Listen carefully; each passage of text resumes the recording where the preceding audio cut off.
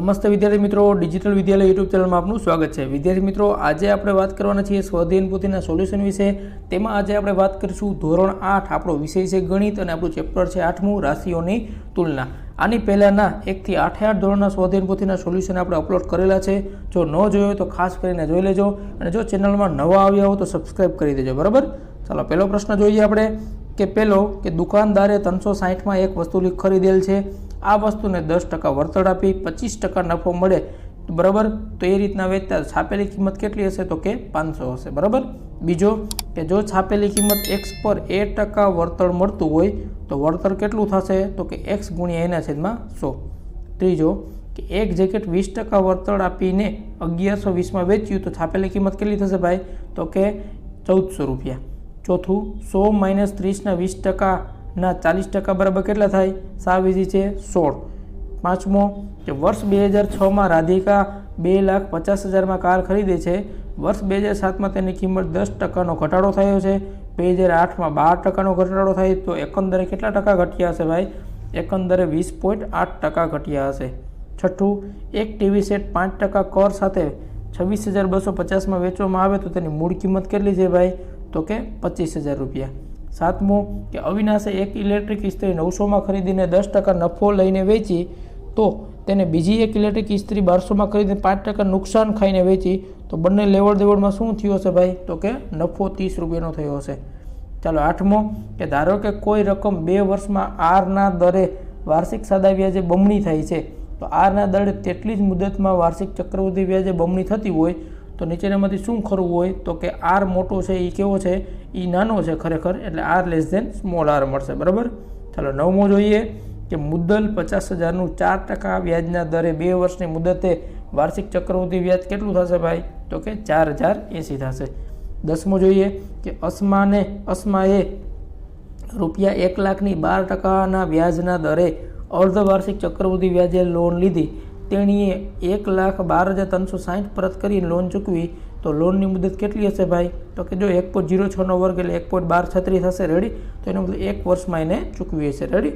ચાલો એના પછી બીજો કે ખાલી જગ્યા પૂરો કે એમાં 11મો જોઈએ કે રકમને 4 ગણી કરતાં તે રકમના કેટલા ટકાનો વધારો થાય? તો કે 300%નો।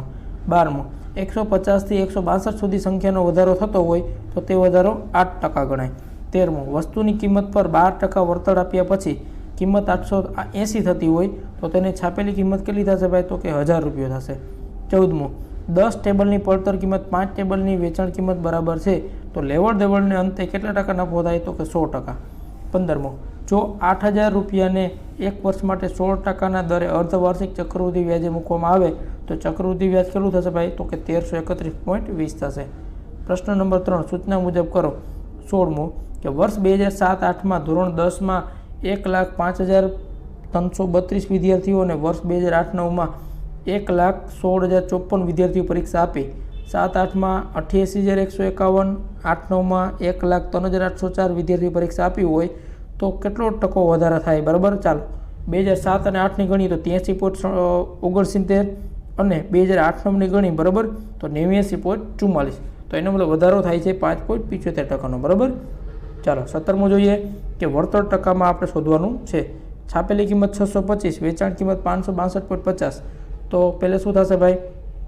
વેચાણ કિંમત વધારે છે કે ઓછી છે? પહેલે ઓછી છે તો એનો મતલબ ખોટ આવશે। કેટલી ખોટ આવશે ભાઈ? તો કે 10%ની।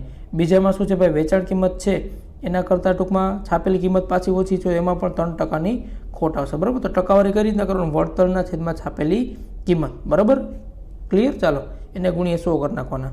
ચાલો 18મો જોઈએ કે અરુણિમા ઘર વપરાશની વસ્તુઓ ખરીદી છે જેની છાપેલી કિંમત અને વળતરનો દર નીચે મુજબ છે। આ રીતના આપેલું છે તો ચાલો જોઈએ। પહેલે લોટ તો કેટલો થશે ભાઈ? તો કે 200 ગુણ્યા 16ના છેદમાં 100 એટલે 32 રૂપિયા થશે। કપડાં ધોવાનો પાવડર 81.991 થશે। ફરસાણ છે એ 27.999 રૂપિયાનું થશે, બરાબર, ક્લિયર। તો આ રીતના છે તમારે ગણવાનું છે અને પછી બધાનું શું કરવાનું છે? કુલ કેટલી ચૂકવે છે ભાઈ? તો કે 724 ચૂકવે છે, એમાંથી 147.99 આપણે બાદ કરી નાખી એટલે 582.01 છે એ ચૂકવેલી રકમ થશે, બરાબર। તો આ રીતના તમારે ટોટલ ચૂકવવાની રકમ છે શોધવાની હતી, બરાબર। ચાલો એના પછી આપણે દાખલો વાત કરીએ તો એમાં પણ તમને શું આપેલું છે ભાઈ? પેટ્રોલ, ડીઝલ અને એલપીજી આપેલું છે। ચાલો પેટ્રોલમાં કેટલો ઘટાડો થાય છે ભાઈ? તો કે 45.62 માઇનસ 40.62 એટલે 5 રૂપિયા. ટકામાં ગણીએ તો શું કરવાનું, 5/45.62 ગુણ્યા 100 એટલે 10.96%. તે જ રીતના ડીઝલમાં ગણી નાખો તો 6.09% અને એલપીજીમાં ગણી નાખો તો 8.20%. આ રીતના તમને ફાયદો થશે. બરાબર. ચાલો હવે એના પછી વાત કરીએ 20માનું કે બબીતાએ 1 કિગ્રાના ₹48 લેખે 160 કિગ્રા કેરી ખરીદી.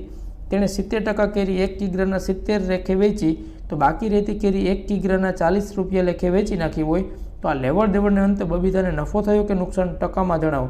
તો પહેલાં કેરીની કુલ કિંમત 7,680, 160ના 70% કેરી બરાબર એટલે 112 કિગ્રા, 70 લેખે વેચે તો 112 ગુણ્યા 70 એટલે 7,840. તો બાકીની કેરી 160 માઇનસ 112 એટલે 48, જે 40 લેખે વેચે તો 40 ગુણ્યા 48 એટલે 1920. તો કુલ ઉપજ કેટલી થશે ભાઈ, બંનેનો સરવાળો 9,760. બરાબર. ચાલો તો આ રીતે નફો થાય કે નુકસાન ચાલો જોઈ લઈએ પહેલે. તો 9,760 માઇનસ 7,680 એટલે 2,080 રૂપિયા આપણે નફો થશે. એની ટકાવારી કેટલી થશે તો કે 2,080ના છેદમાં 7,680 ગુણ્યા 100 એટલે 27.08% છે એ નફો થશે. રેડી. ચાલો એના પછી જોઈએ 21મો. એક દુકાનદારે 736માં ખુરશી વેચતા 8% ખોટ જાય, તો 8% નફો મેળવવા તેને કેટલી એમ વેચવી જોઈએ ભાઈ, 8% ખોટ એટલે 100 એ આપણે 92 રૂપિયામાં વેચી કહેવાય. બરાબર. તો એટલે એની મૂળ કિંમત 800 હોય તો 736માં વેચી એટલે ખોટ ગઈ. 8% આપણે શું કરવો છે ભાઈ, નફો મેળવવો છે. તો 800ના 8% એટલે 64, તો આપણે 864માં છે એ વેચવી જોઈએ. બરાબર. ચાલો 22મો જોઈએ કે એક મુદ્દલ 1 લાખ, વ્યાજનો દર 10% અને અર્ધવાર્ષિક રીતે વ્યાજ ગણાતું હોય તો એ બરાબર P કાઉન્સમાં 1 વત્તા આના છેદમાં 100ની n ઘાત. ચાલો એમ કરશો એટલે તમને એ મળશે 1,05,000. I બરાબર A માઇનસ P. બરાબર. તો ચાલો એવી રીતના કરશો એટલે તમને વ્યાજ મળશે 5,000. ચાલો એ બરાબર તમે ગણતા જશો એટલે તમને ફાઇનલ કેટલું મળશે ભાઈ, વ્યાજ મુદ્દલ તમને મળશે 1,05,000 મળશે. રેડી. ક્લિયર. ચાલો એના પછી આપણે વાત કરીએ 23માની કે રહીમ બેંક પાસેથી 10,24,000 1 વર્ષ માટે ઉછીના લે છે. જો વ્યાજનો દર 5% અર્ધવાર્ષિક ચક્રવૃદ્ધિ વ્યાજ પ્રમાણે હોય તો તેને કેટલા રૂપિયા ચૂકવવા પડશે, વ્યાજની રકમ કેટલી થશે. ચાલો પાયો એ જ રીતના સૂત્રમાં કિંમત મૂકી દો. એ બરાબર P કાઉન્સમાં 1 વત્તા આના છેદમાં 100ની n ઘાત. ચાલો આ રીતના કિંમત મૂકશો એટલે એ બરાબર આવશે આપણે 10,75,840. ચાલો બાદ કરી નાખો એટલે તમને ચૂકવવાના વ્યાજ થશે 51,840. રેડી. ચાલો એના પછી વાત કરીએ 24માની કે એક સંખ્યાના 2% અને 5%નો ગુણાકાર 211.60 હોય તો તે સંખ્યાના અડધા કેટલા થાય, તો કે 230 થશે. 25મો જોઈએ કે પરીક્ષામાં પાસ થવા માટે 33% ગુણ હોવો જરૂરી છે. રાજુએ 25% ગુણ મળતા 48 ગુણથી નપાસ થાય તો પરીક્ષા કેટલા ગુણની હશે ભાઈ, તો કે 600 માર્કની હશે. 26મો જોઈએ કે 12 બોલપેનની વેચાણ કિંમત 15 બોલપેનની મૂળ કિંમત જેટલી રાખવામાં આવે તો કેટલા ટકા નફો થાય, તો કે 3 રૂપિયાનો બરાબર નફો આવ્યો તો એનો મતલબ એવો થયો કે 20% નફો થશે. ચાલો 27મો જોઈએ કે એક વસ્તુની મૂળ કિંમત 50 રૂપિયા છે, 12% વળતર પછી 10% નફો મળતો હોય તો વસ્તુની છાપેલી કિંમત કેટલી રાખવી પડે ભાઈ, તો કે 62.50 રાખવી પડે. બરાબર.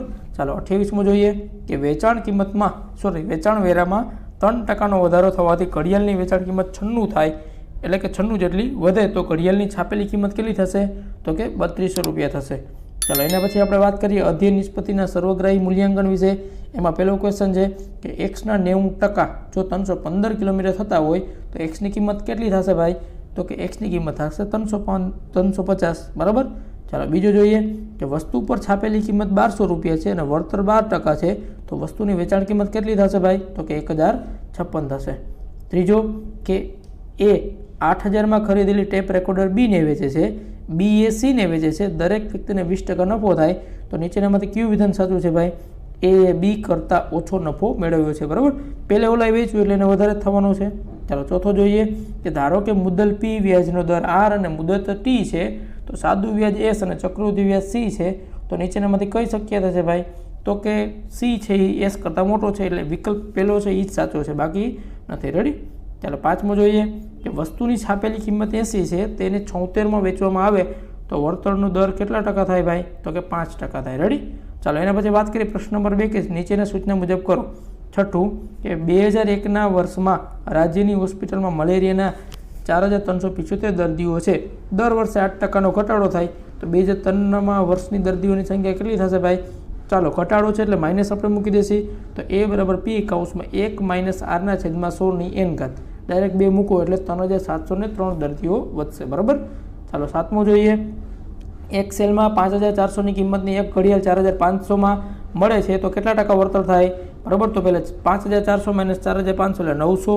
તો વળતરના છેદમાં છાપેલી કિંમત એટલે 900ના છેદમાં 5400 ગુણ્યા 100 એટલે 50ના છેદમાં 3% છે એ તમને શું મળશે ભાઈ? વળતર દીધું ગણાય. ચાલો 8મો જોઈએ કે ₹45000 મુદ્દલના 12% વ્યાજના દરે 5 વર્ષની મુદતનું સાદું વ્યાજ અને ચક્રવૃદ્ધિ વ્યાજનો તફાવત. ચાલો સાદા વ્યાજની ગણતરી I બરાબર PRNના છેદમાં 100 27,000. ચક્રવૃદ્ધિ વ્યાજની ગણતરી P(1 + R ના છેદમાં 100ની n ઘાત. બરાબર. ચાલો કિંમત મૂકશો એટલે તમને મળશે કેટલું મળશે ભાઈ? ટોટલ તમને જે ફાઇનલ આન્સર મળશે એ 79,305.38. ચાલો બંનેની બાદબાકી કરો એટલે 27,000 મળશે એટલે કે 7,305 છે એ તમને વધારો મળશે. રેડી. ચાલો 9મો જોઈએ કે 1 ડઝનના 48 લેખે લીંબુ ખરીદવામાં આવ્યા.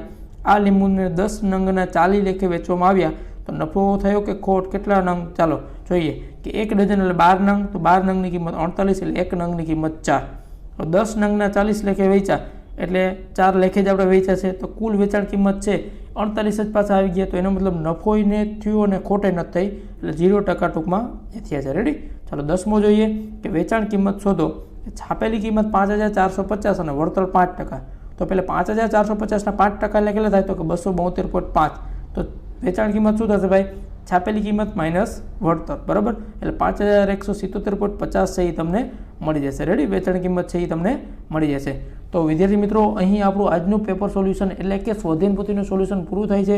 હજી પણ જો તમને આમાં કાંઈ ડાઉટ હોય તો કોમેન્ટ કરવાનું ભૂલતા નહીં. અને ખાસ કરીને જો ચેનલમાં નવા આવ્યા હો તો સબસ્ક્રાઇબ કરી લેજો. બાજુમાં આપેલું બેલ આઇકોન દબાવી દેજો. વિડીયોને લાઇક કરી દેજો. અને જો તમારાને PDF જોતી હોય તો www.digitalvidyalaya.in આ આપણી વેબસાઇટ છે એમાંથી તમે PDF પણ ડાઉનલોડ કરી શકો છો. તો આવજો વિદ્યાર્થી મિત્રો. જય હિન્દ, જય ભારત.